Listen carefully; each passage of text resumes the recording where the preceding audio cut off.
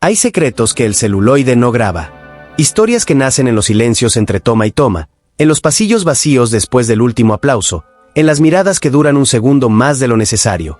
En el universo hermético del Chavo del Ocho, el programa que conquistó América Latina con risas enlatadas y personajes inmortales, existía otro escenario invisible, el de las relaciones humanas que jamás llegaron a cámara. Florinda Mesa no solo era Doña Florinda, era la presencia magnética que dominaba cada ensayo, cada reunión de guión, cada decisión creativa. Observadora, intensa, inquebrantable, y junto a esa fortaleza profesional, surgieron rumores que nunca murieron del todo. 5 nombres, 5 historias tejidas con miradas cómplices, encuentros a puertas cerradas, y esa tensión que el equipo técnico percibía pero que nadie se atrevía a nombrar en voz alta. Estas no son leyendas inventadas por fanáticos. Son testimonios susurrados por camarógrafos, iluminadores, asistentes de piso, personas que vivieron desde dentro el fenómeno Chespirito y que aún recuerdan cómo ciertos vínculos trascendían lo laboral. Porque cuando 2 personas comparten tantas horas bajo reflectores, repitiendo líneas, ajustando gestos, midiendo silencios, algo más profundo puede despertar. ¿Fueron romances confirmados? ¿Simples amistades malinterpretadas? ¿O conexiones emocionales tan intensas que desafiaban cualquier definición? Si esta historia te atrapa desde ya, suscríbete a Archivo Extra y activa la campanita. Porque aquí rescatamos lo que el tiempo intentó ocultar, y te lo contamos como nadie más se atreve. Hoy desentrañamos los 5 nombres que rodearon a Florinda Mesa en una época donde el profesionalismo y la pasión vivían peligrosamente cerca. 5 relaciones que nadie pudo explicar del todo, y que aún hoy, décadas después, siguen alimentando conversaciones en foros de veteranos de Televisa. Bienvenido al archivo que no debía abrirse. Carlos Villagrán. ¿Puede una amistad artística confundirse con algo más? ¿O es que ciertos lazos profesionales esconden verdades que ni los propios protagonistas se atreven a nombrar? La relación entre Florinda Mesa y Carlos Villagrán fue siempre un enigma envuelto en contradicciones. En pantalla, Kiko era el hijo adorado de Doña Florinda, esa viuda altiva que lo defendía con uñas y dientes ante cualquier acusación del Chavo.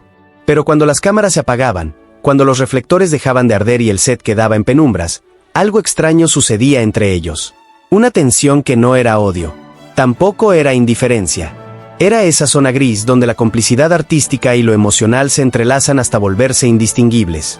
Un iluminador veterano, de esos que cargaban cables desde los primeros días de Televisa, recordaba con claridad inquietante cómo durante los ensayos ambos se apartaban del resto del elenco.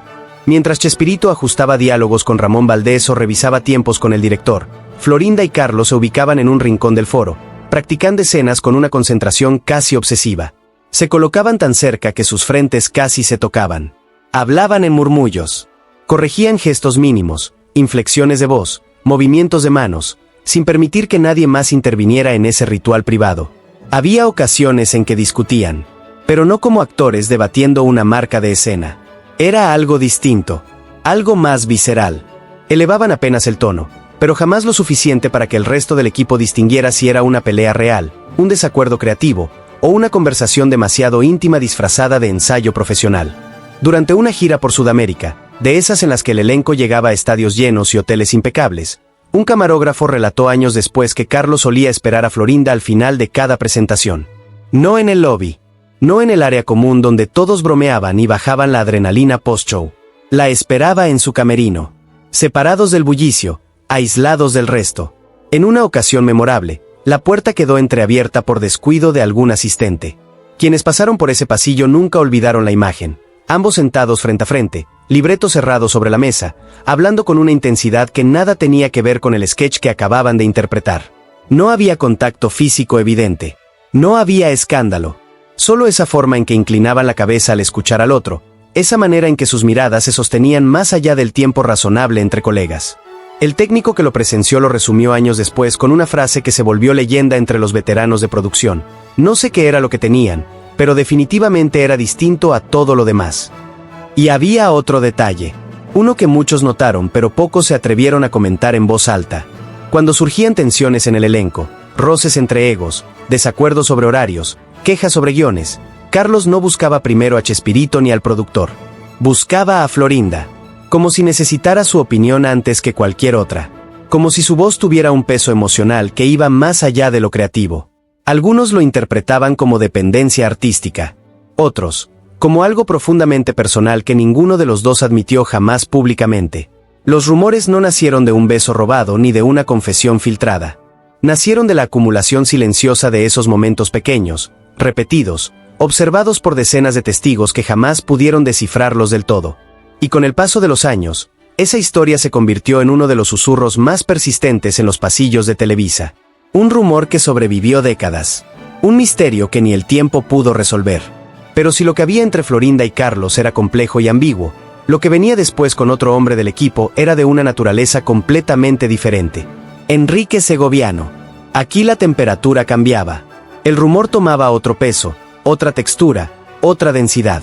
Porque con Enrique Segoviano no había tensión actoral ni química de personajes. Había algo mucho más peligroso, proximidad constante, puertas cerradas y silencios que hablaban más que cualquier diálogo. Segoviano era el hombre detrás de las cámaras. El productor y director que pulía cada detalle del Chavo del Ocho hasta convertirlo en un mecanismo de comedia perfecto. Era quien decidía ángulos, tiempos, transiciones. Quien revisaba guiones línea por línea junto a Chespirito. Y quien, inevitablemente, pasaba más horas a solas con Florinda Mesa que cualquier otro integrante del elenco. Revisaban escenas juntos. Marcaban posiciones de cámara. Afinaban cada coma de los diálogos. Analizaban tomas fallidas cuadro por cuadro en salas de edición donde solo cabían 2 sillas. Todo eso los obligaba a una convivencia íntima, prolongada, lejos de miradas indiscretas. Y fue precisamente esa intimidad laboral la que encendió la mecha de uno de los rumores más sólidos en la historia interna de Televisa. Un coordinador de piso, de esos veteranos que llevaban décadas empujando dalis y ajustando luces, contaba que Segoviano tenía la costumbre de cerrar la puerta cuando trabajaba con Florinda en edición. Decía que era por concentración, que el ruido del estudio los distraía, que necesitaban silencio absoluto para afinar el ritmo cómico. Pero esa puerta cerrada, siempre esa puerta cerrada, se convirtió en el combustible perfecto para especulaciones que corrieron como pólvora entre asistentes, camarógrafos y maquillistas. Se comentaba en voz baja que ambos hablaban en un tono suave cuando estaban solos. Demasiado suave. No era la voz de un productor dando instrucciones técnicas, ni la de una actriz recibiendo notas de dirección. Era algo más cercano al murmullo de 2 personas que comparten confidencias, que se entienden sin necesidad de alzar la voz, que hablan en códigos que solo ellos descifran. Durante una reunión del equipo en Acapulco, uno de esos retiros creativos donde se planificaban temporadas completas bajo el sol del Pacífico, varios técnicos observaron un patrón inquietante. Cuando Florinda entraba a una habitación, Segoviano encontraba el pretexto perfecto para unirse minutos después. No era evidente, no era persecución descarada, era más sutil, más calculado. Ella se retiraba al balcón, él aparecía con unos papeles. Ella caminaba hacia el bar, él pedía un trago exactamente ahí.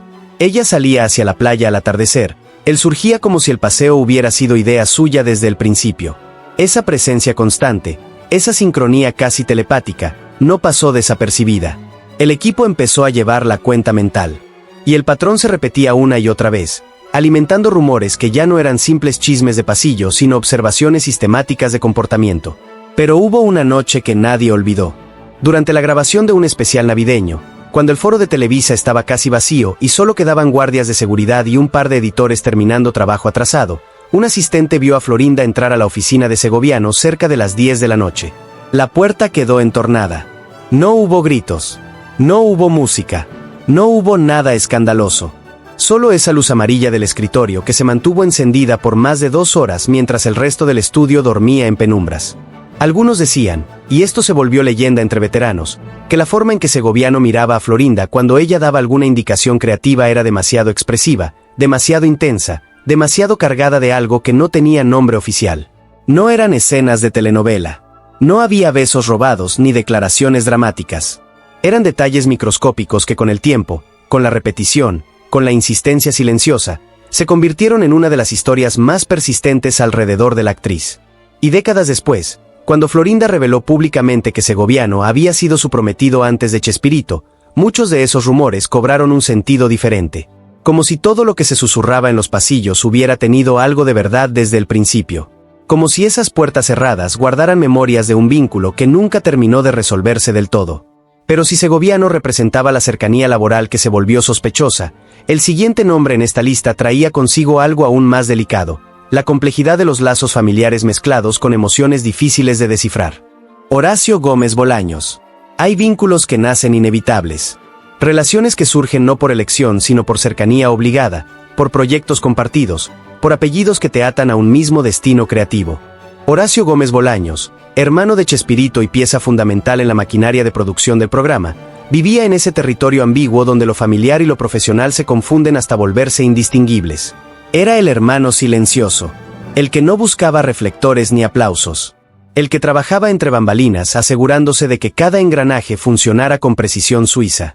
Aparecía ocasionalmente en pantalla como Godínez, ese burócrata gris que encarnaba la monotonía del empleado promedio, pero su verdadero poder residía en las sombras de la producción.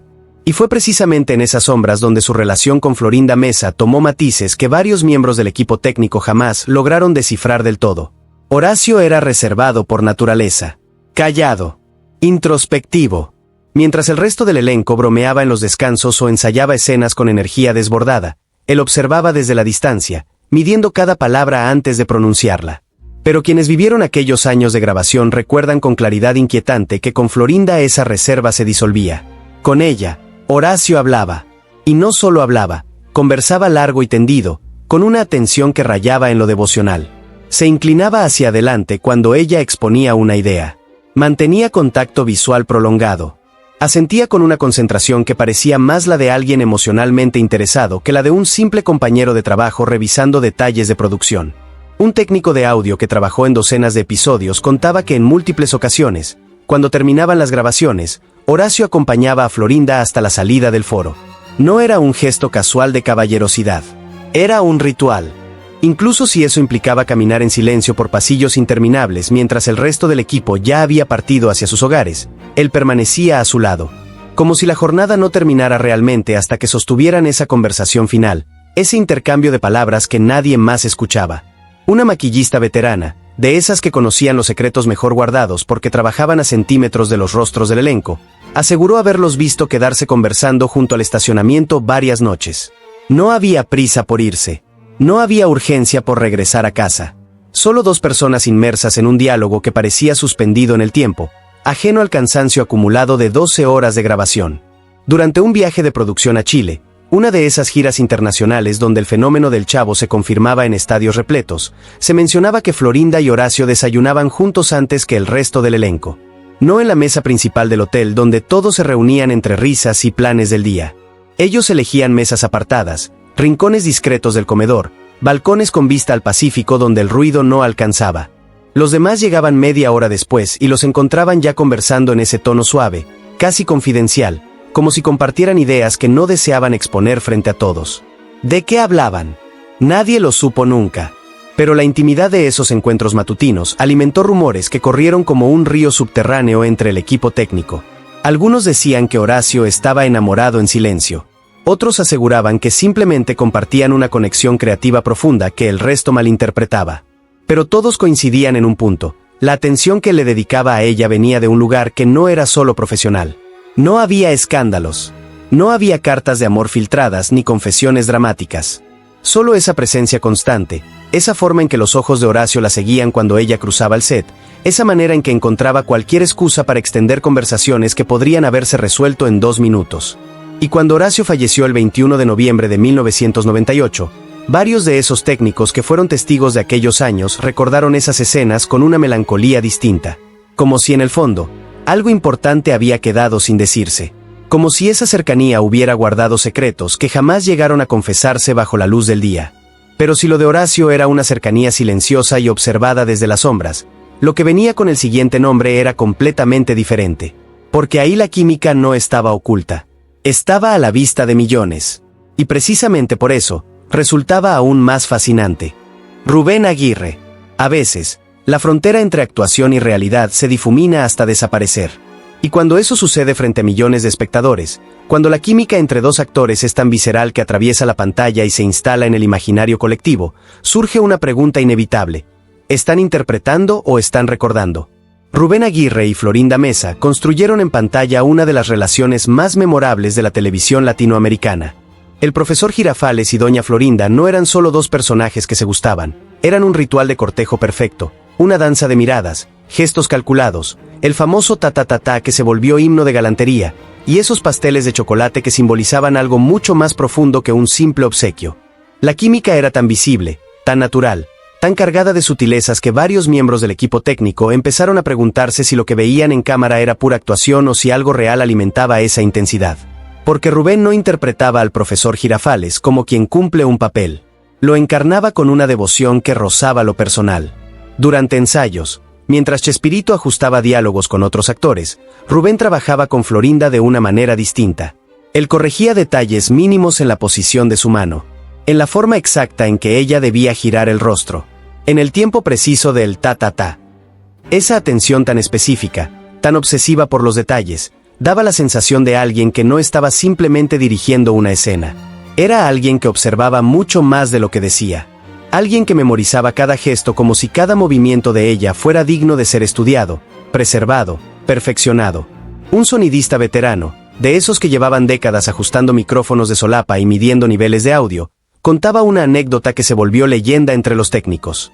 Durante una pausa de grabación, sin cámaras activas y sin público en el estudio, vio a Rubén y Florinda en un rincón del foro practicando una escena romántica una y otra vez. Repetían un gesto, una mirada, un acercamiento. No había nada explícitamente romántico en el guión, pero la concentración con la que se miraban, la forma en que ajustaban milímetros de distancia entre sus rostros, el modo en que hablaban en voz baja entre toma y toma, todo eso alimentó comentarios que corrieron durante años. Otros técnicos aseguraban que Rubén encontraba pretextos constantes para acercarse a ella durante las pausas. Revisar un diálogo que ya estaba perfectamente memorizado. Ajustar un movimiento que no necesitaba corrección. Retomar una marca del piso que ya había sido ensayada 5 veces. Incluso cuando no era estrictamente necesario, él estaba ahí, cerca, atento, como si su órbita gravitara inevitablemente alrededor de ella. Cuando el elenco viajaba en giras internacionales, esas maratones de presentaciones en estadios de Argentina, Chile, Colombia, Perú, se decía que Rubén y Florinda se sentaban juntos en varios trayectos de avión. No era el caos festivo del resto del elenco que bromeaba, cantaba, jugaba cartas en los pasillos del Boeing. Ellos conversaban con un nivel de comodidad que sobrepasaba lo cordial. Una intimidad silenciosa que no necesitaba testigos, pero que, inevitablemente, los tenía. La forma en que Rubén la miraba cuando nadie más prestaba atención se volvió tema de conversación recurrente entre maquillistas y asistentes. No era la mirada de un actor estudiando a su compañera de escena. Era algo más profundo, más cargado, como si en cada ensayo reviviera algo que iba más allá del libreto. Décadas después, cuando las entrevistas retrospectivas intentaron desentrañar los misterios del set del Chavo del Ocho, varios técnicos confesaron lo mismo: la química entre Rubén y Florinda no era actuada, era real. Y precisamente por eso funcionaba tan bien en pantalla. ¿Hubo algo más que amistad profesional? ¿Fue un enamoramiento silencioso que jamás se concretó? ¿O simplemente dos artistas que encontraron en la ficción el espacio perfecto para explorar emociones que la realidad no les permitía vivir? Nadie tuvo respuestas definitivas. Solo quedaron esos gestos mínimos, esas miradas prolongadas, esa cercanía constante y observada por todos. Un rumor que no nació de un escándalo, sino de la acumulación paciente de detalles que no encajaban en la definición simple de compañeros de trabajo. Pero si lo de Rubén era intensidad visible envuelta en actuación magistral, el último nombre de esta lista traía consigo algo completamente distinto. Una cercanía más tranquila, más discreta, pero igualmente persistente. Moisés Suárez. Hay rumores que nacen del escándalo, y hay otros que nacen del silencio. De la repetición tranquila de gestos pequeños que nadie nota al principio, pero que con el tiempo construyen una narrativa imposible de ignorar. Moisés Suárez llegó al universo Chespirito en 1993, cuando el programa ya había evolucionado hacia nuevos formatos y el elenco original se transformaba con rostros frescos. Era parte importante de Los Caquitos, ese sketch donde interpretaba a don Cecilio Buenavista, administrador del Hotel Buenavista donde el Chompiras, el Botija y la Chimoltrufia trabajaban en situaciones cómicas interminables. Moisés no tenía el peso histórico de Rubén Aguirre ni la familiaridad de Horacio Gómez Bolaños. No cargaba con rumores previos ni historias que lo antecedieran. Era simplemente un actor talentoso que llegaba a una nueva etapa del programa. Pero su convivencia con Florinda Mesa durante los años finales de esa era dorada desarrolló una dinámica que varios técnicos recordarían con una claridad inquietante.